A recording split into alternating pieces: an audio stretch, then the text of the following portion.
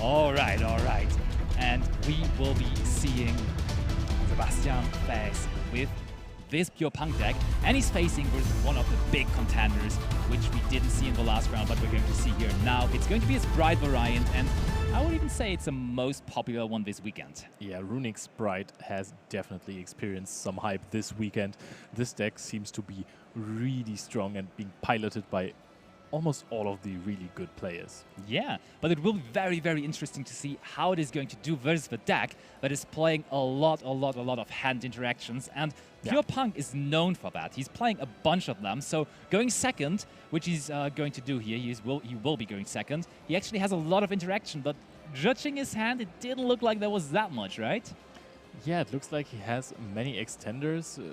This is not what you want to see. Runick Fountain is such a powerful card that lets you draw 3 cards, and you have Ghost Ogre, you have Ash Blossom, and you have Ghost Spell for it. All those cards basically stop your opponent from drawing up to 3 cards. And you really want to have at least one of those. That is definitely true, and we are already going strong because there is Runick Tip resolving, getting us to the Hagian, and I think he just wants to draw 2 now with the Runick Fountain. This field spell really is insane, but there is Ghost Spell.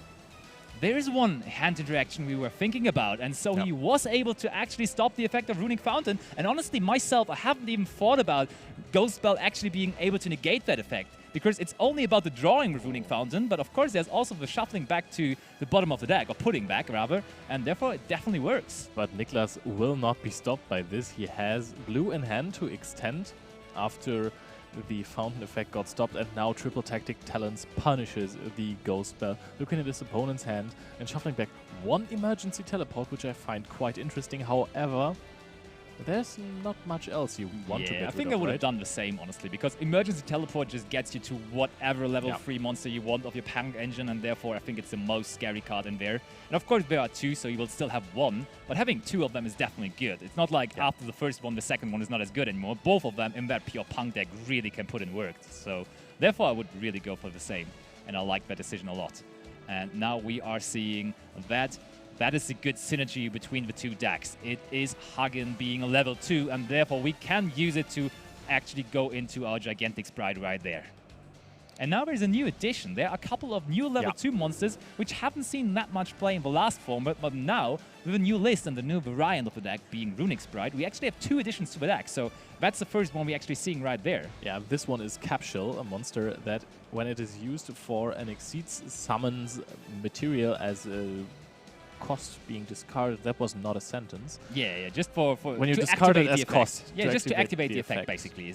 But also not only that. Yeah, that one, but it's more versatile. It actually is that, but also if you use it for Link Summon, the same happens. So as he did with Elf. Yes, exactly. So he was able to draw 1 there already, and if he's at some point now going to Djinn Buster, and he activates that effect on the opponent's turn, draw, basically. he gets another draw. So this is really good. But however, with IP it works as well. Oh, of course. Yeah, right. He has multiple ways to actually do it in the opponent's turn. And now that is the opponent's turn of Sebastian, and the one already known emergency teleport is going to be fired onto the field here.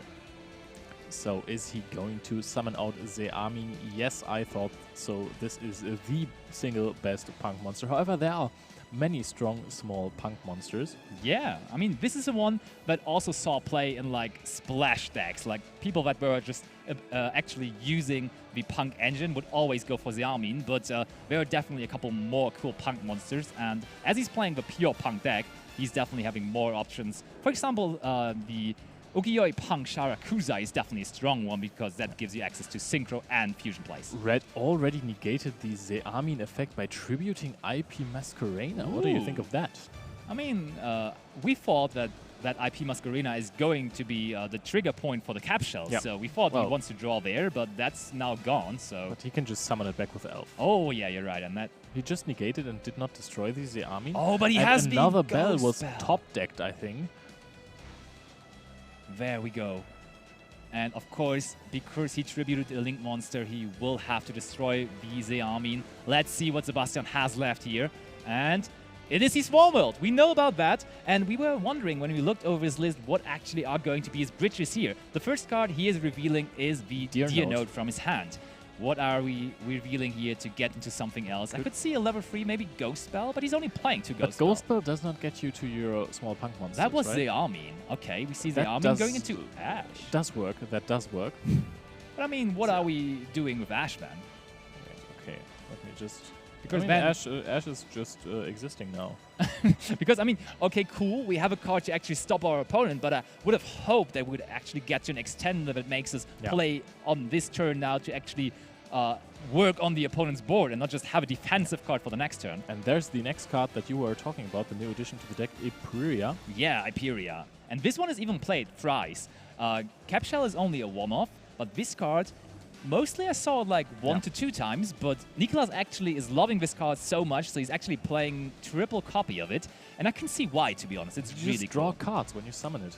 Absolutely, yeah. However you summon, even when you just normal summon it, you would just draw a card. So it's a good draw, basically, because it gets you into more of your Runick engine. And also when you summon it out with, for example, Gigantic, it's always just another card to draw. So it makes sure when you only have your level 2, your Spright engine, that you also get to your Runick engine, which is quite crucial, because this is basically the part of the deck that takes care of all the threats on the opponent's side of the field. And this is game 1 done. Niklas wins it immediately. Sebastian says there is no point in playing this any longer. Yeah, this was a pretty decisive victory of Runick Spright, I gotta tell you. For sure, and I mean, it was mostly about the triple tactic talents, because let me tell you, if there would have been another emergency teleport, I think there was a lot more to come from him. Because he could have not only special summoned out one more level 3, but he could have also then searched for another level 3, which would not be Ash Blossom maybe, so I think we could have seen a line of actually going for multiple plays and even going for synchro summons. Because I hate to do it, but I have to disagree with you. There were 2 set cards on the side of Niklas as well. Yeah. And he also reborn the IP. Oh, that was Belled, but there were still 2 set cards, so maybe he could have just summoned another monster and then activated the effect, get negated, and then pass the turn. It depends on what the back row is, though. I mean, I will give you that point. There is not really that much useless back row in that deck, because all of the cards actually do a whole lot of stuff. So therefore, it's pretty likely that they had a good interruption there. But maybe he could have done a little more, because let's be honest, if he gets a chance to get Sharakuzai onto the board with another P.U.N.K card in his hand or on the field, he will always get to the Rising Carp. And when he gets going with Rising Carp, that means 2 more P.U.N.K monsters from deck, and he can just use all of the effects, and that just snowballs very quickly, and he will get into all the monsters there. Yeah, and I really want to see what he does when he summons 2 monsters off of Carp, because you can't go into Chaos Ruler anymore.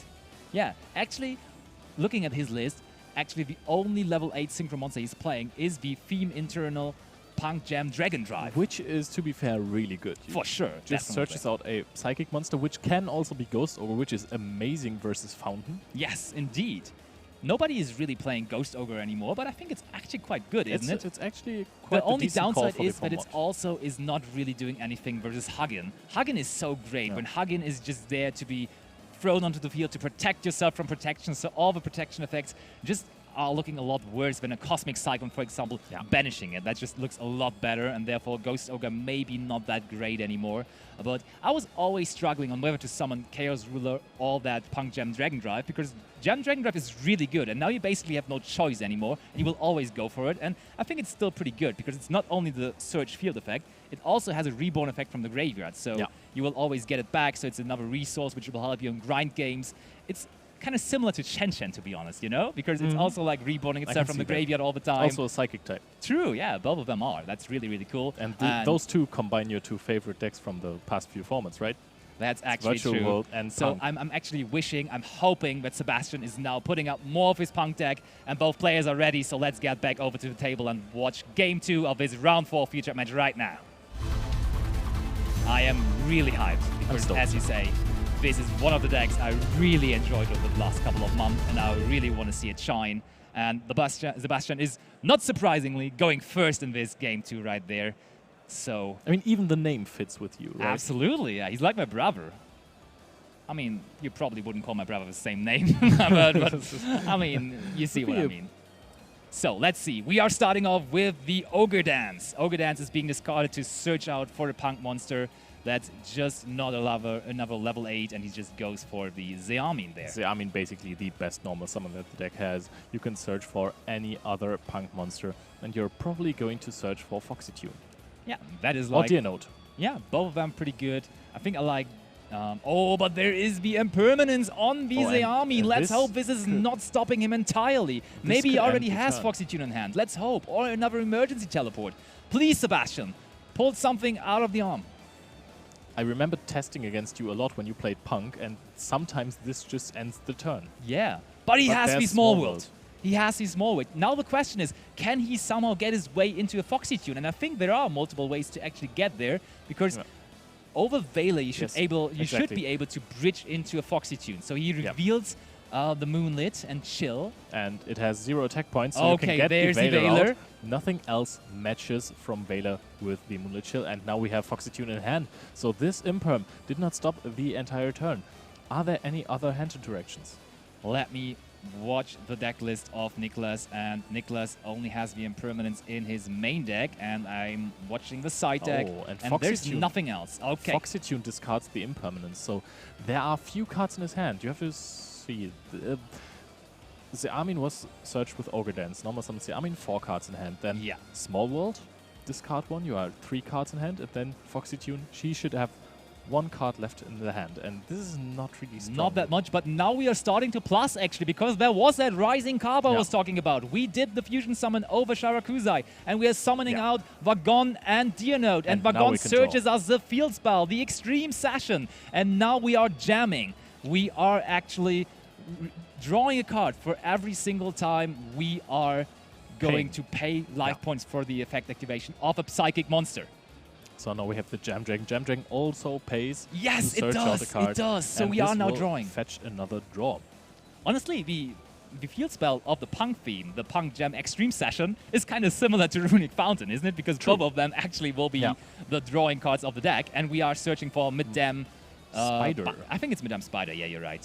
I think it's the German name is Madame Spinner, so it is Madame Spider for sure. Perfect. And actually, it was always the case that you would only be playing 1 trap card to search out with Madame Spider, but he made the choice to even go with 2. So he's playing the Dangerous Gabu and the Nashivari Surprise, so he has a choice here. Now he summoned it out with the Extreme Session, because the Extreme Session not only provides you up to 2 draws per turn, but also if you banish a monster from the GY, a Punk monster, then you can special summon another one from your hand. Absolutely. And now he searches for the Nashivari Surprise, which is basically a pop. Yes, indeed. If you do not control a Punk card, you would only be able to pop face-down cards, but I think I'm pretty confident he's going to end on a Punk card, and therefore you could also target face-up cards there. Dragon. Yeah, I was thinking that you would normally now, because he's also playing triple copy of this, go into the Amazing Dragon in your first turn combo, because it's also acting as an extender and can special summon back Punk monsters from the graveyard, which he's doing. He's just going to get back the Sharakuzai, and now Sharakuzai on the board again is an interruption on the opponent's turn, because it can secure to get to another Amazing Dragon. You could also, of course, summon out the Psychic End Punisher if you feel like you need a monster that cannot be outed anyhow. But there is already a normal summon red, and that is a really strong start if you want to play through a board that consists of monster interactions. Carrot is also being searched. So yeah, I mean, wow. Sebastian had a choice here basically to just go after the normal summon of Spright Red, because we know that he has the Nashivari Surprise. So he could have just went after the normal summon, and then he would have been on better habit for Niklas, because Niklas then needed a way to go into a level 2. But the thing with Runick Spright is every Runick card basically is providing you a level 2 monster. So popping the normal summon versus this version of the deck is not really doing the trick anymore. It's a lot harder, but Niklas found his way into a monster negate and into a spell trap negate now quite early in this turn. But he's giving away his monster negate again. And this is Nightmare Cerberus. This is a card that we haven't seen in a while, gotta be honest here. Absolutely not. I think it got a little revival with the Spright theme itself, because it now is a link 2, so from time to time you are locked. He linked away the red with it, so he can't really respond to the Ukiyo-e effect. He must be targeting the Ukiyo-e here, right? So we just chain it right there, and the Sebastian should still be fine, He can summon another Amazing Dragon together with a Foxy-Tune, right? I'm not 100% sure whether you are able to control 2 Amazing Dragons, though. Wow, that would be a really hard restriction. I don't know, you can only use one of the effects of the card once per turn, but I think you can very easily control 2 of them, so that's good. So either you go into Psychic and Punisher now, or you go into another Ukiyo-e P.U.N.K. Amazing Dragon. Oh, but he has another way to deal with the Ukiyo-e P.U.N.K. There is the Flashing Fire by the looks of it, and Flashing Fire is just going to negate. Oh no, wait, it does actually destroy it even, and it's doing the same thing basically, because that Ukiyo-e P.U.N.K. really needs itself to be part of the Synchro Summon. Yeah. And I mean, when we look at the field, there wouldn't be anything else to Synchro Summon with anyways, but now it's even more interesting. Why would you... He targeted the Ukiyo-e P.U.N.K. with the Cerberus and also with the Flashing Fire, so he had basically 2 ways to get rid of it, and wouldn't it have been better to just go after one of the level 8s, maybe the Foxy Tune with the Cerberus, so you at least get rid of both of them? That's true. I mean, he committed a lot into this as well. Absolutely, he did. He's probably going to... His plan is probably to go into the Gigantic Spright. However, there is still the trap card that pops. Oh, and look, we just went into a Gem Dragon Drive on our opponent's turn, and we're still going to be able to search, and we draw cards. We even draw multiple cards, because there is actually the effect of the Ukiyo-e P.U.N.K. activated, and also, of course, of the Gem Dragon Drive, and we have the equal score. Now Sebastian is taking game 2, and the P.U.N.K. deck is still very well in shape. That's what we wanted to see. I mean, you can pick the deck up as well again. Absolutely, it looks great fun still. Yeah, amazing Dragon control. This was really good. Gem Dragon in the GY was such a valuable resource. I honestly love it. Gem Session still really strong. It is. It's such a beautiful card, very new from Power of the Elements. It's Pot of Greed and a special summon. Indeed, and like even on our opponent's turn, that chain was really interesting, because he used the Ukiyo-e P.U.N.K. to Synchro Summon out the Gem Dragon Drive, and then provided him 2 effects that were both paying life points for a Psy effect, and therefore he was able to draw 2 cards even. And we said it earlier, the Forbidden Limited list really hurt the deck, you know? Yeah. With cards that are not really explicitly P.U.N.K. cards. But the other decks also got weakened. So maybe adjusting the strategy of the P.U.N.K. deck and running multiple hand interactions, which can really stop your opponent, as we have seen already. Absolutely. This could be a really good call. P.U.N.K. could make its comeback here. Maybe it does. And I mean, it's quite interesting, because most of the decks were not really playing that many hand interactions. And P.U.N.K. was always a deck that would play so many. It was like the deck next to Mathmech, I would say, in the last format, that would be stacked with hand interactions, and you would never really see a board breaker approach of P.U.N.K., and you would always just see so many hand interactions. I mean, reasonably so, because you are playing so many draw effects, and you want to draw into those hand interactions. Also in your opponent's turn. Exactly, yeah, and you want to have something to draw into there. But I think it's pretty interesting that he didn't really max out on any of the hand interactions. That's quite funny to see. Interesting. He's playing 2 Veilers, 2 Impermanents, 2 Ghost Ogres, 2 Ghost Bell, 2 Ash Blossom, 2 Impermanent. I already said Impermanents, but he just loves the number 2. Yeah, he just loves the number 2, apparently. And I can understand that with the cards that are hard ones per turn. Like, okay, you don't want 2 Ash Blossoms in your hand. However, I think that Effect Veiler is better, also in permanence, than Ghost Mourner and Moonlight Chill. Yeah, I would say so. Even you especially because it's not once per turn, right? Exactly. You could cut the chills and especially add Impermanence, because Impermanence plays around triple tactic talents, and that is a really strong card. I think the most important part here is that he needs the Moonlight Chill actually for his small he can bridge He needs them as bridges. And I think this must be the reason why he's playing so many different things to actually always be able to bridge, does he right? need it, though? I'm not 100% sure. I think he did bridge with Moonlight Chill this game, though, right? I think he did actually do it with Moonlight Chill. But I think it was optional. I kind of think that Ash Blossom always does the same thing. They're both level 3, so probably, yes. And they're both 0 attacks. Yeah, so and that Fire and Wind don't match with any of the punks. Yeah, you're right. And the other hand traps. So I think this is really optional. Yeah, you're right. But, I mean, he's bringing in even more hand interactions from his side deck. There is Droll and Lockbird, and this is so funny. This originally was never a card that you would side in versus Spright last format, but now this deck, paired together with the Runick engine, is just drawing cards non-stop. We could have seen it coming, because it came out as a collector's rare in the same set as the Runick cards. True. So we should have known, actually. Absolutely, we should have. So he actually has the option now to side this in, and it would be a pretty good side in and could be really impactful here. And we are about to see as our players are ready, so let's get back over to the table for game number 3 right here. And it will be coming down to whether Sebastian is drawing into those hand interactions, whether he has Droll and Lockbird.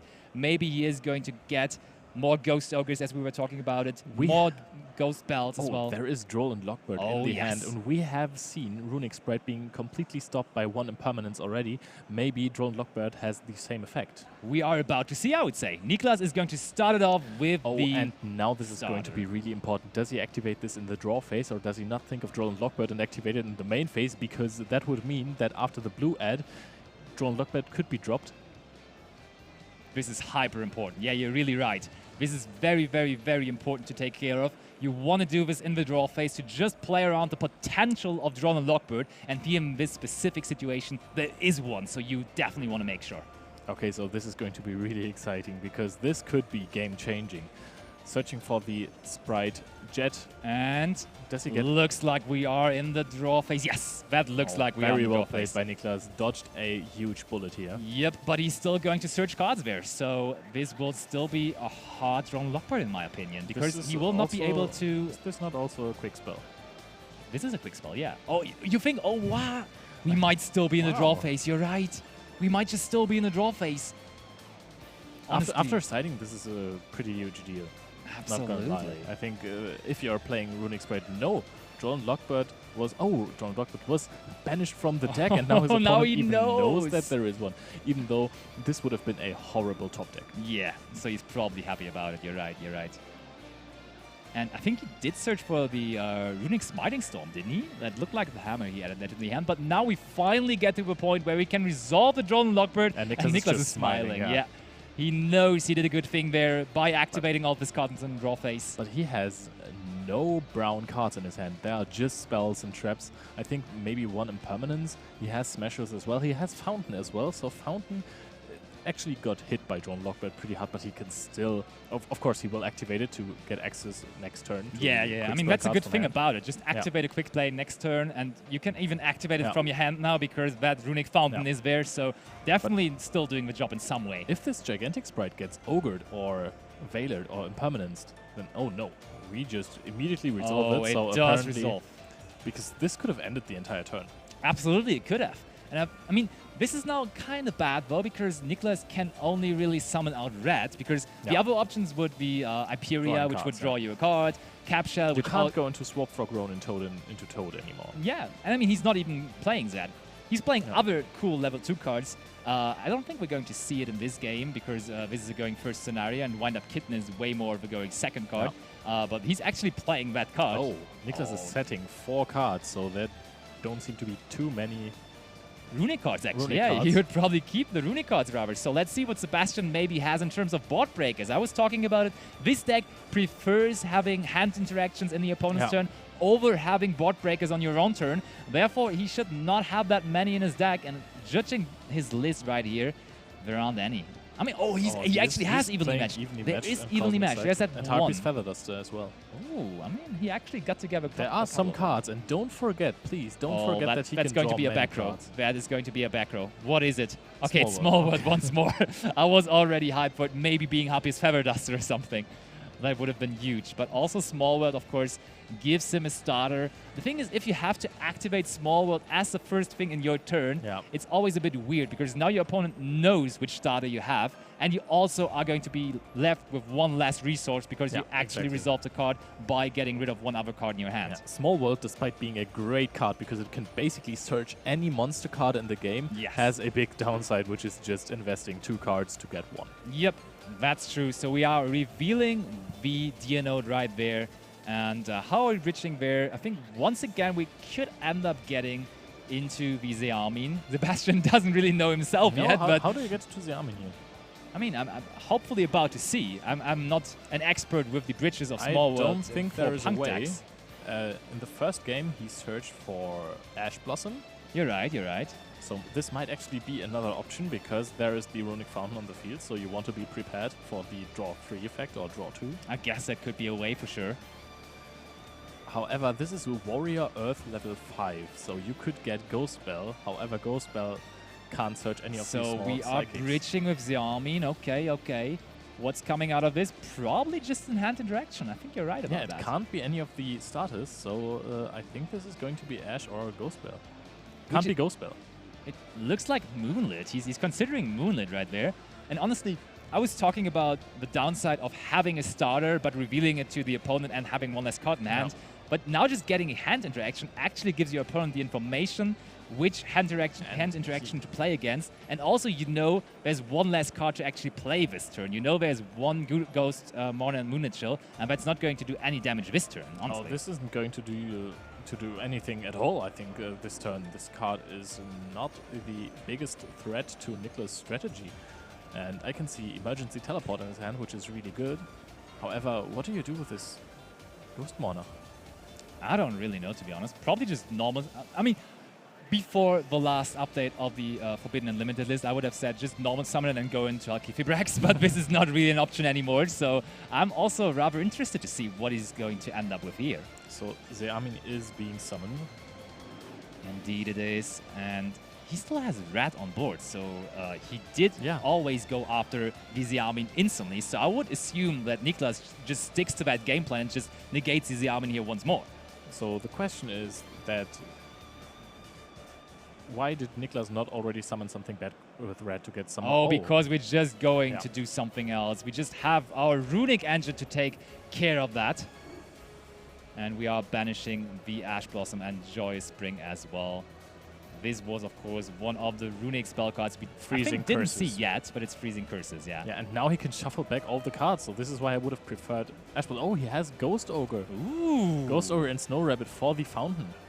That is looking good, and this one is going to be negated by Red, so... he kind of has to, right? You want to have your Runick Fountain still in play. This is why I was confused why he didn't use Elf, like, basically as a chain to the emergency teleport. Way earlier. Because, so he's drawing 2 cards, but the last card in hand, I think, of Sebastian is the Ukiyo-e-Punk again. So maybe we're going to see the good old Rising card once more. But Smashers. There's Smashers. Sad we know about the Smashers. Oh, we do even know about the Smashers? Okay, that's unfortunate. Can activate the effect. I think Sebastian is down to 0 cards in hand, isn't he? I mean, you can just let him get to the Ukiyo-e-Punk and then just banish the Ukiyo-e-Punk, I think. So you just wait until it's summoned. Sebastian should know about the Ukiyo-e-Punk.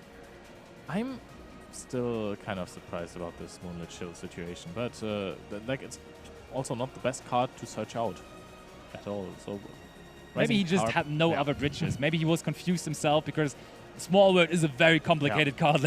Let's be honest about that. It's very, very much able to search out any card from the deck, but it can also be very confusing because there's so many routes and so many options you are given. And Basti, I'm sorry to say that, but the Punk deck is not looking good here. Not too good, and there is the Hyperia we were talking about. This card is just on every summon, be it normal summon or special summon, drawing you a card. Draws cards over and over, and this is looking like a power turn for Niklas, but he cannot attack this turn, right? That's true, yeah.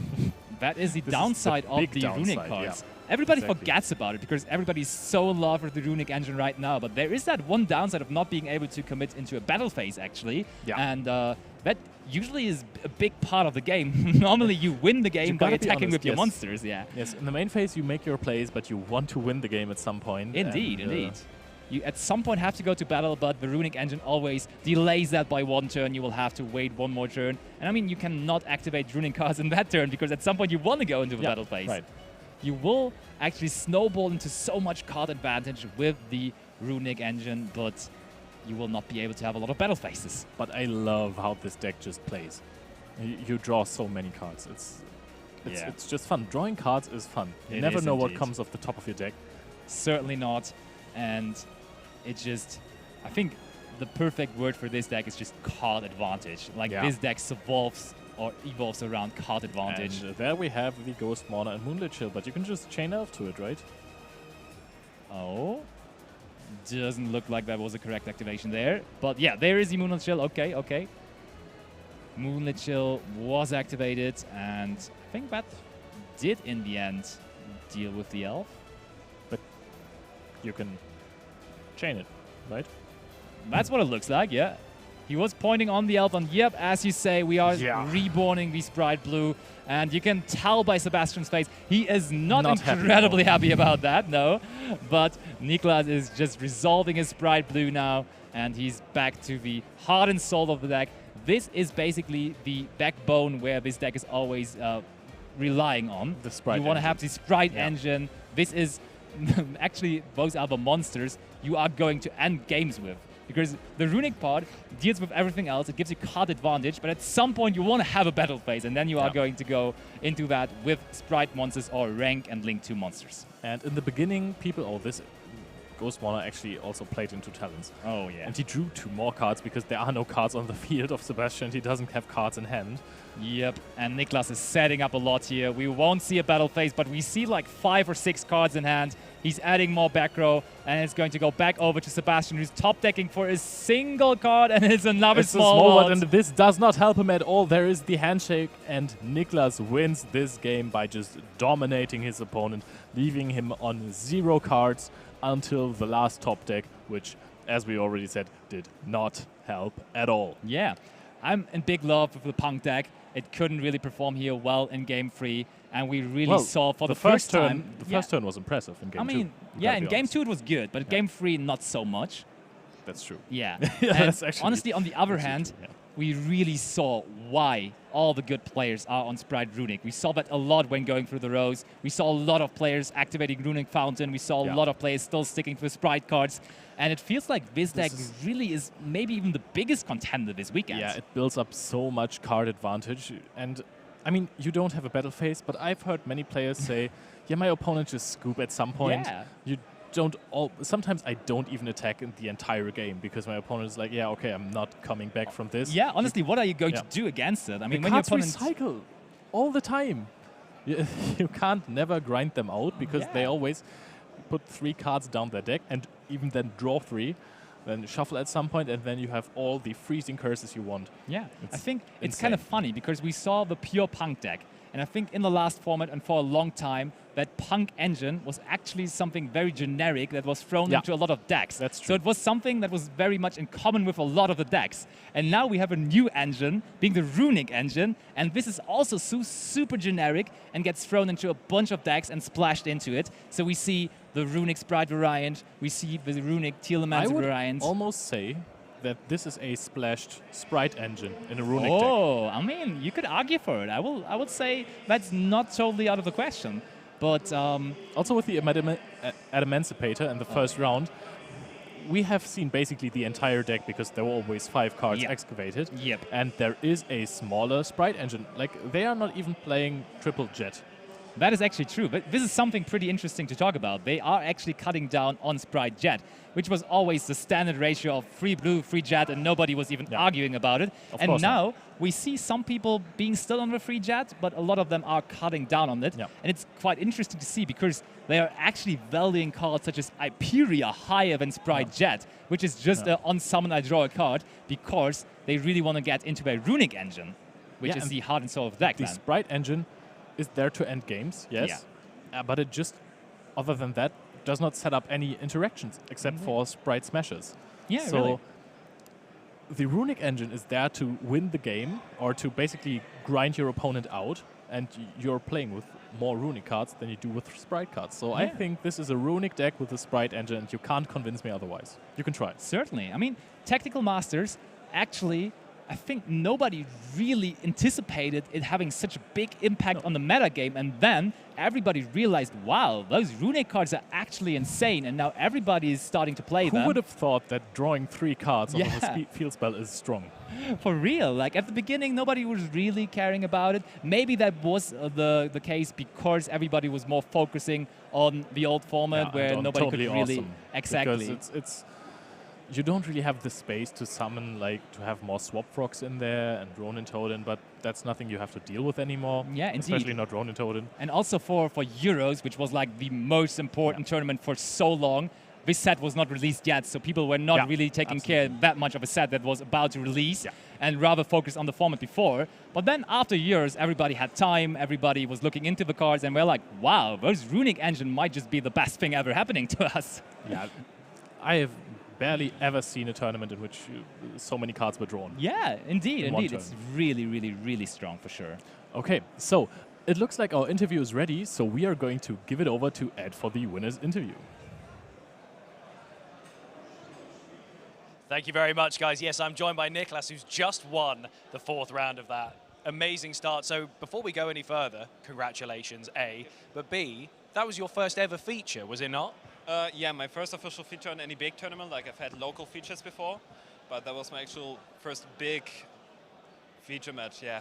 How did it feel to be in one of these features live on stream with an audience, with all these people here? Were you feeling the nerves or were you quite composed? Really nervous. Like as soon as you came up to me and told me, oh, you have the feature match, I was like, whoa, I was like so overwhelmed. But in the end, it turned out to be quite relaxing as my opponent was pretty cool too. So yeah, it was pretty nice. There were positive vibes up on that stage when I went to introduce you guys, both very friendly, which is quite nice. It's really nice to see that sort of thing going on at these tournaments. So let's talk about your game. A very, very sort of speedy first couple of rounds. Yeah. So talk to us about what was going through your head with that, with the nerves and the energy and the momentum that was just shooting through there. Like I was feeling pretty good when I won the die roll and rolled like an 11. So I was like, okay, he can't beat that. And yeah, with that deck, obviously you want to go first. You can go second as well, but if you go first, you pretty much win the game, honestly. And as soon as I saw he was playing pure P.U.N.K, I was kind of nervous because he's 3-0 at that point with pure P.U.N.K after the hits of like Chaos Ruler and stuff. Yeah. Hulk of Hybrax. So I was like, what's his win con? Probably just hand traps and the few interruptions P.U.N.K has on itself, like the traps. Yeah, that's also why I lost game 2 pretty much through the hand traps and all the interruptions he could put up. Also, my hand wasn't the best. And game 3, I sadly didn't see any of my side deck cards. That definitely would have helped. But in the end, I could win, even though he drolled me. But I had too much interruptions, too many. Well, it all worked out in the end, and that's the thing that matters. It went really well for you. Very pleased for you getting your 4th win here, 4-0 now for you. Yeah. That's great. Do you feel confident about the rest of your tournament? Are there any decks that you're quite worried about going up against? Well, the mirror match is kind of hard because it's real lengthy and it just isn't very pleasant. And there are of course decks that I don't that I don't like playing against, like Fluanderies or Eldritch and the likes of that, because I'm not really a guy who likes to play against Floodgates. So yeah. So a couple of different archetypes that you might come up against, but fingers crossed that you don't. One more question. I want to talk about the Runick choice that you went for with your deck, because that's become obviously one of the new sort of builds that people are going for with Sprites. What attracted you to the Runick Sprite build? I kind of just like the fact that with the Field Play you can just draw 3 cards like that, and also the deck out thing is something you don't see very often, like except those, I don't know, decks that play triple reincarnation and stuff to banish the entire deck. But it's also about resource management because it's really hard. And yeah, of course, Hugin is level 2, that's perfect for Spright. And I've sat with friends of mine and we talked about what list to play and what version to play. We considered pure Spright or anything like that, but in the end we all decided on Runick Spright, which right now for me turned out to be the best choice. It certainly did, and like I said, congratulations once again for getting this far. I hope to see you in some of those top cuts with your Runick Spright deck. Give it up for Niklas, everyone. He's done incredibly well. Don't go anywhere though, because we've got another round coming up very, very shortly, and we'll have plenty of coverage from that.